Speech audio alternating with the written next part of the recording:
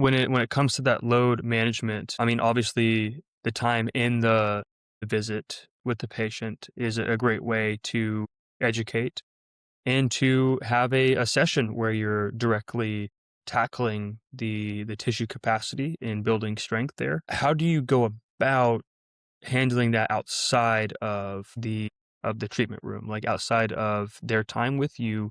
What kind of education do you give or strategies do you give them, or exercises or dosage that you may prescribe? Like, are you giving exercises to patients? Is that a common thing you do? And just kind of how do you go about the delivery of that prescription of the exercise?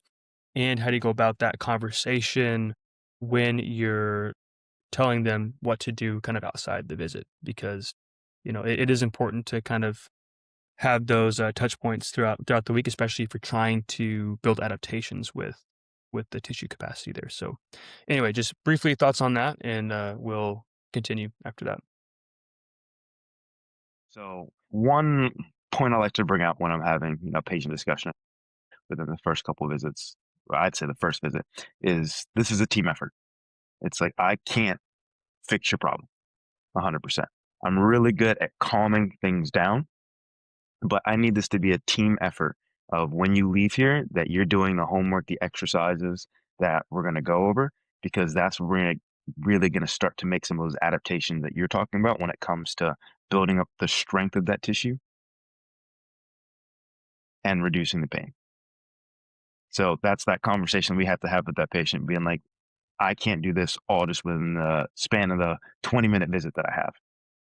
Again, I may be really good at calming things down, but in order to strengthen the tissue and make a real change, you also have to be doing your part at home too. Mhm. So what we do here, or what I usually do, is we'll go through the normal treatment with all, modality, soft tissue, adjustment, whatever the treatment may be. And then towards the end, I like to save time. And then I'll go over the exercises with them, make sure they're confident and comfortable with those exercises that I feel like are going to be appropriate for their case. And then Mhm. I'll send them home with those exercises with Gotcha. whatever sets, reps that may be, and Mhm. then check in next time and make sure every time I have someone come in with exercises, one of the first questions I ask is like, okay, how are exercises going? They better, they same, they worse? Give me some info, because that just gives me more information on how things are progressing. If I need to pivot, if I need to change, if we need to progress, if we need to regress.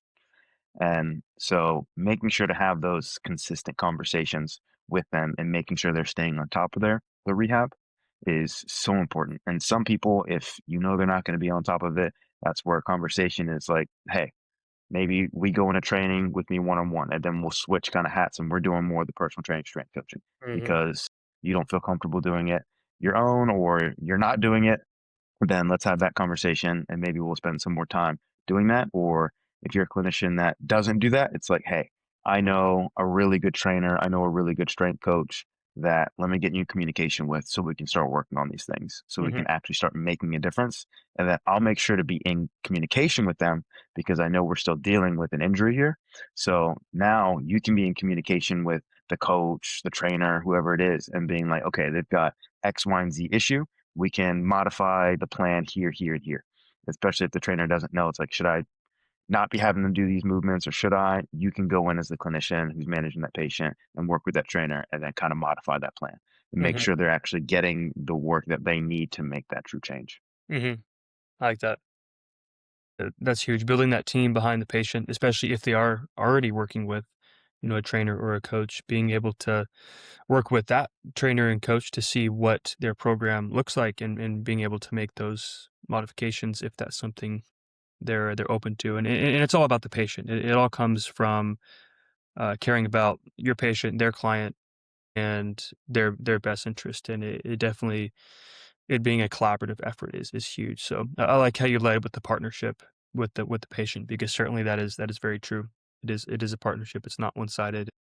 Yeah, it may be a little bit more passive when it comes to the desensitization portion of things. But when that's over, it takes work. It takes work on the patient's end to get to help them get them where they want to be, right? So it's lots of dialogue, lots of education, and a fun journey along the way.